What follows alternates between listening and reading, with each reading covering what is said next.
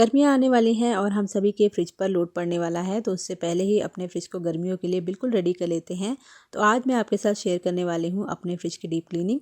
तो सबसे पहला स्टेप तो यही है कि फ्रिज में जो भी सामान है उसको निकाल लें और फ्रिज को बिल्कुल खाली कर लें।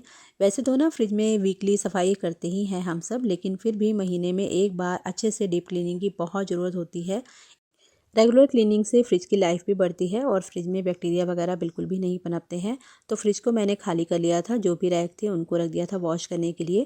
और अभी बारी आ गई थी फ्रिज को साफ़ करने की। तो पहले मैंने एक कपड़े से इसको अच्छे से साफ़ कर लिया है, जो भी फूड पार्टिकल्स वगैरह इसमें थे वो सब निकाल लिए हैं।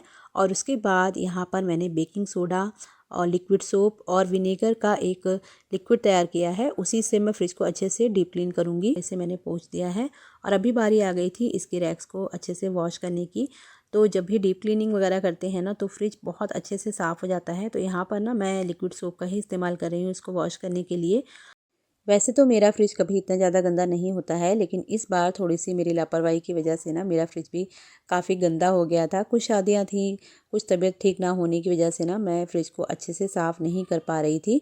तो आज मैंने इसको निकाल के बहुत अच्छे से साफ़ किया है। और इस तरह से टूथब्रश का जब हम यूज़ करते हैं ना तो कोने कोने से जो भी गंदगी लगी होती है ना वो भी निकल जाती है।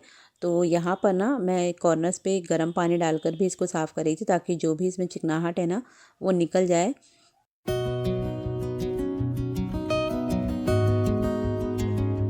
और जैसा कि आप देख सकते हैं कि यहाँ पर ना इन रैक्स को धोने में मुझे काफ़ी दिक्कत आ रही थी। तो मैंने ना सारे ये जो जितने भी इसके पार्ट्स हैं ना इनको बाथरूम में रख के अच्छे से साफ़ किया है।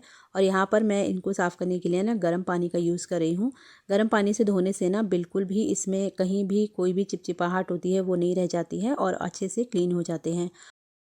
फ्रिज के सभी पार्ट्स को धोने के बाद मैं इनको ले आई थी छत पर धूप में सुखाने के लिए, क्योंकि जब किसी भी चीज़ में धूप लग जाती है ना तो उसमें बैक्टीरिया वगैरह बिल्कुल भी नहीं रह जाता है। और मंथ में एक बार मैं इस तरह से ही फ्रिज को अच्छे से क्लीन करके और इसके सभी पार्ट्स को धूप में सुखा देती हूँ। तो जितनी देर में मेरे ये सब फ्रिज के पार्ट्स सूखेंगे ना उतनी देर में फ्रिज में जो भी सामान मुझे स्टोर करना है ना उसको मैं अच्छे से ऑर्गेनाइज़ कर लूँगी। और इस समय ना धूप भी बहुत तेज़ है, तो थोड़ी ही देर में ये अच्छे से सूख गए थे और आप देख सकते हैं बिल्कुल साफ़ सुथरे हो गए थे। तो अभी बारी आ गई थी फ्रिज को ऑर्गेनाइज़ करने की। और यहाँ पर मैं आपको दिखा रही थी फ्रिज को ऑर्गेनाइज़ करने के लिए ये वाली बास्केट जो है ना बिल्कुल बेस्ट है, आप लोग ज़रूर परचेज़ कीजिएगा। और कुछ चीज़ों में ना हमें इन्वेस्ट करना भी चाहिए, इससे हमारे लिए ही थोड़ा सा इजी हो जाता है चीज़ों को मैनेज करना। तो जो भी सब्जियां थी उनको मैंने वॉश करके रख दिया था और अच्छे से उनको पोंछ कर मैं इन बास्केट में ऑर्गेनाइज़ करके इनको रख दूँगी।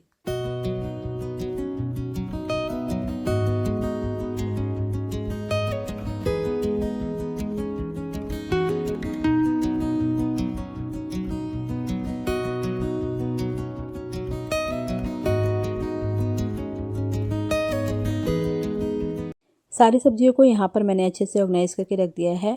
और इन वाले बॉक्सेस की सबसे अच्छी बात यही होती है कि इनको ना आप एक के ऊपर एक स्टैक करके रख सकते हैं।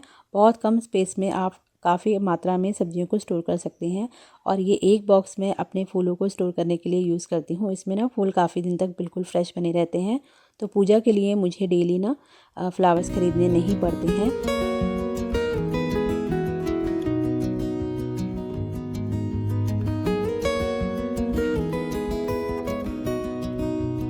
कुकिंग करते टाइम कुछ चीज़ें हमें फ्रिक्वेंटली ज़रूरत होती है, उसके लिए ना ये वाला ऑर्गेनाइज़र सबसे बेस्ट है। इसमें ना इस तरह के छोटे छोटे कंपार्टमेंट्स दिए गए हैं, तो इसमें आप अपनी डेली यूजेस की चीज़ों को ना स्टोर कर सकते हैं। जैसे धनिया है, हरी मिर्ची है, नींबू है, टमाटर है, अदरक है। ये छोटे छोटे जो आइटम होते हैं ना इनको बार बार आपको निकालना नहीं पड़ेगा, एक ही जगह पर आप इनको अच्छे से ऑर्गेनाइज़ कर लीजिए। और जब भी आप कुकिंग करें तो बस एक बॉक्स निकालिए और अपनी कुकिंग को थोड़ा सा ईजी बनाइए।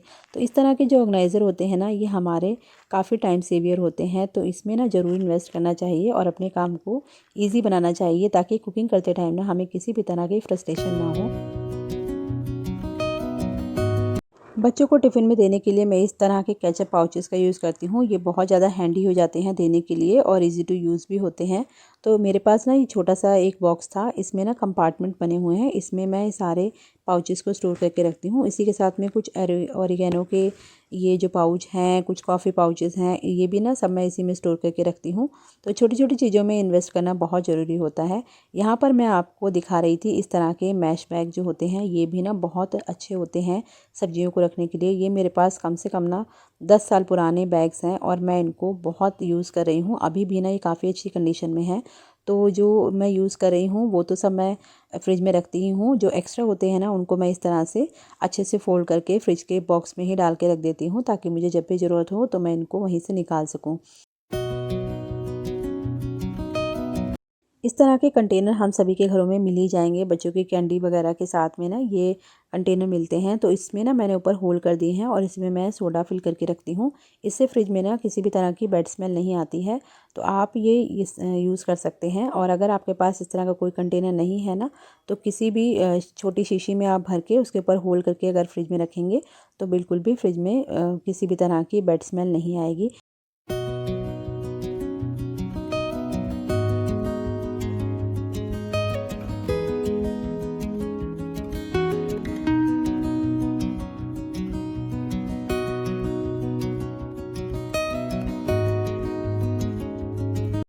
सारे कंपार्टमेंट को अच्छे से सेट करने के बाद बारी आती है लाइनिंग को बिछाने की।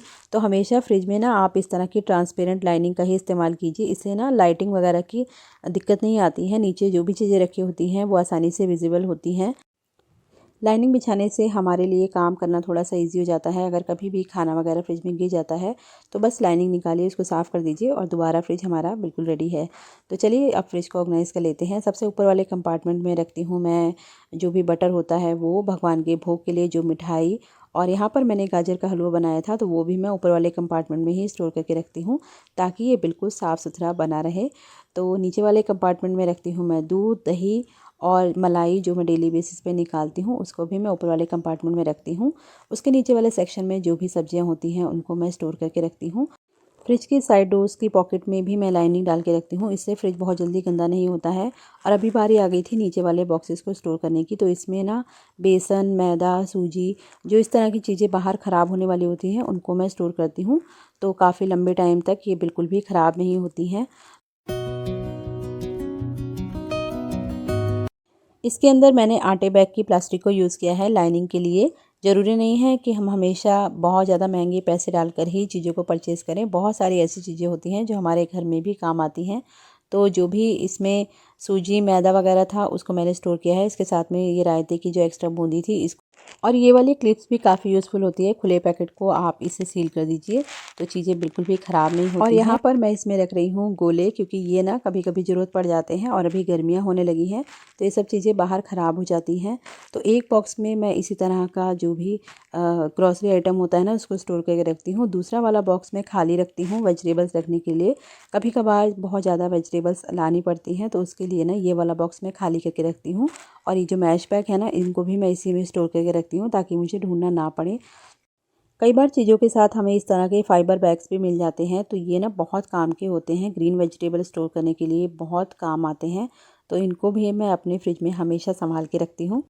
तो चलिए अब अपनी साइड पॉकेट को भी ऑर्गेनाइज़ कर लेते हैं। सबसे पहले ऊपर जार में रखती हूँ मैं ये टमाटो चटनी। ये मोमो वगैरह के साथ में भी बहुत अच्छी लगती है और काफ़ी दिनों तक चलती है। तो हमेशा ना मैं थोड़ी ज़्यादा क्वांटिटी में बना के रखती हूँ। इसी के साथ में ये जैम्स की ना नई वाली बॉटल बच्चों ने खोल ली थी, और ये छोटी बॉटल्स में अभी भी काफ़ी जैम बचा हुआ था तो इनको भी ना मैंने साथ ही में लगा के रख दिया है। आप लोग सोच रहे होंगे कितना जैम खाते हैं ये लोग, तो बच्चों को ना मेरे यहाँ बहुत पसंद है। इसी के साथ में यहाँ पर मैंने ये पिज़्ज़ा सॉस और मेयोनीज़ वगैरह जो भी चीज़ें बच्चों को लगती हैं ना डेली बेसिस पर, उनको मैंने ऊपर ही रखा है ताकि थोड़ा सा हैंडी हो जाए मेरे लिए भी। चलिए नेक्स्ट पॉकेट को भी ऑर्गेनाइज़ कर लेते हैं। और यहाँ पर मैंने सारे स्पाइसेस रखे हैं, इनको मैं इसी तरह से बड़ा रबर बैंड लगा के रखती हूँ ताकि ये अपनी जगह से बिल्कुल ना हिले। उसी के साथ में यहाँ पर मैंने रखा है टमाटो केचप का बड़ा वाला पाउच, और यहाँ पर चाइनीज़ बनाने का सारा सामान है। तो इसमें है soya sauce, vinegar, chili sauce. ये सारी बॉटल्स ना मैं एक ही जगह पे रखती हूँ, क्योंकि अभी ना इतनी ज़्यादा गर्मियाँ नहीं हैं कि मुझे यहाँ पर पानी की बॉटल्स लगानी पड़े। तो ये स्पेस मेरा खाली था तो ये सब चीज़ें मैंने यहाँ रख दी हैं। इस वाले सेक्शन में रखी है मैंने इमली की चटनी, आम की लौंजी, नींबू का मीठा वाला अचार जो अभी ख़राब होने का डर है, तो इसलिए ना ये सब चीज़ें मैंने यहाँ पर रख दी हैं। और इसी के साथ में ये जो पाउचेस थे ना, इनको भी मैं यहीं पर रखती हूँ। तो चलिए अभी आपको अपने फ्रिज का फाइनल लुक देती हूँ। सबसे ऊपर वाले पॉकेट में रखी हैं सारी जेम्स की बॉटल, और यहाँ पर इनको देख के ना मुझे बहुत खुशी हो रही है, क्योंकि मेरे पास एक अच्छा खासा कलेक्शन हो जाने वाला है बॉटल्स का। और ये ना क्वालिटी में भी काफ़ी अच्छी होती हैं। तो बहुत सारी बॉटल्स मेरे पास हो चुकी हैं, और अभी मुझे थोड़ा सा कलेक्शन और बढ़ाना है। हम लेडीज़ को वैसे भी कंटेनर और बॉटल से ना कुछ ज़्यादा ही प्यार होता है। कोई भी अच्छी बॉटल या कंटेनर दिख जाता है ना, तो हम उसको फेंकते नहीं हैं, उसको यूज़ में ले ही लेते हैं। तो सबसे ऊपर वाले जो सेक्शन है उसमें रखा है मैंने दूध, मलाई, दही। उसके नीचे वाले में जितनी भी वेजिटेबल्स हैं उनको स्टोर करके रखा है। और यहाँ पर मैं आपको दिखा रही थी सिरके वाला प्याज का अचार जो था, वो लगभग ख़त्म हो चुका है। अभी मुझे इसको फिर से बनाना है, तो इसको भी मैंने फ्रिज में रख दिया है। यहाँ पर ये फ्रूट्स वाली ट्रे अभी खाली है, इसमें मुझे फ्रूट्स ला के रखने हैं, तो इसको भी मैंने अच्छे से क्लीन कर दिया है। नीचे वाला सेक्शन अच्छे से ऑर्गेनाइज हो गया था। अभी बारी आ गई थी फ्रीज़र की, तो यहाँ पर मैंने फ्रोज़न मटर रखी है, जो मैंने कुछ दिन पहले आपके साथ शेयर किया था, उनको मैंने फ्रीज़ करके रखा है। कुछ यहाँ पर एक्स्ट्रा खजूर वगैरह थे, उनको भी मैंने फ्रीज़र में डाल दिया है। डेली यूज़ वाले बाहर में रखे हैं। और यहाँ पर एक कंटेनर में रखी है मटर, जो कि मैंने बिना स्टोरेज के रखी है, तो इसको भी ना अभी हम यूज़ कर ही लेंगे। इसके अलावा कुछ स्पाइसेस वगैरह थे, इनको भी मैंने इसमें ही रखा है। एक्स्ट्रा ड्राई फ्रूट्स को भी मैं फ्रीज़र में ही रखती हूँ, ताकि इनकी लाइफ और इनका टेस्ट बिल्कुल भी ख़राब ना हो। मेरा फ्रिज तो हो गया है समर रेडी। आप लोग कब कर रहे हैं कमेंट करके ज़रूर बताइएगा। वीडियो अगर आपको थोड़ी सी भी हेल्पफुल लगी हो तो प्लीज़ लाइक कीजिएगा, और अगर चैनल पर पहली बार विजिट कर रहे हो तो प्लीज़ सब्सक्राइब भी कर लीजिएगा। मिलूंगी आपसे अगले वीडियो में, तब तक अपना बहुत ध्यान रखिए, खुश रहिए और मेरे चैनल के साथ जुड़े रहिएगा।